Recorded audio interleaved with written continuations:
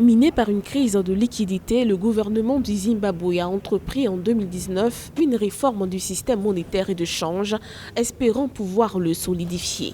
Malgré l'introduction en juin 2019 du dollar zimbabwéen en nouvelle monnaie, l'inflation a grimpé à plus de 200% en novembre 2019 contre 10% en 2018. Cette même année, une crise alimentaire sans précédent a par ailleurs contraint l'exécutif à décréter l'état d'urgence alimentaire. La pénurie des devises et d'électricité a beaucoup affecté également l'exploitation minière et le tourisme. Le secteur agricole a connu un déclin de 15,8%, notamment en raison du cyclone Idai en mars 2019. Il y a aussi la sécheresse prolongée et la maladie du bétail qui ont beaucoup gêné la disponibilité des intrants. Et malgré le rétablissement des cours mondiaux, la production minière est tombée à des niveaux très bas qui sont même en deçà de ceux de 2018.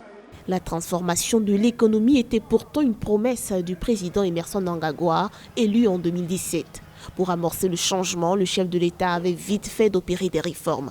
En septembre 2019, il a lancé le remaniement du gouvernement avec pour mission de développer et moderniser l'économie en attirant d'importants investissements.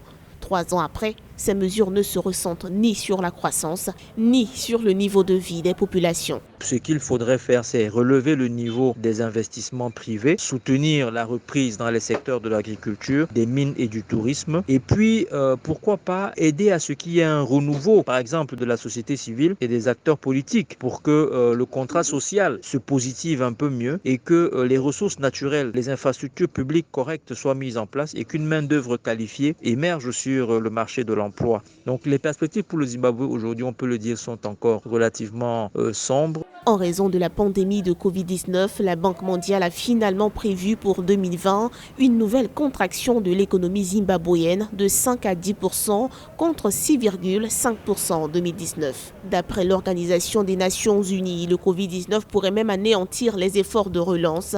L'institution préconise, entre autres, de mobiliser d'autres ressources en s'attaquant d'urgence aux flux financiers illicites qui minent le secteur extractif, l'un des moteurs de la croissance.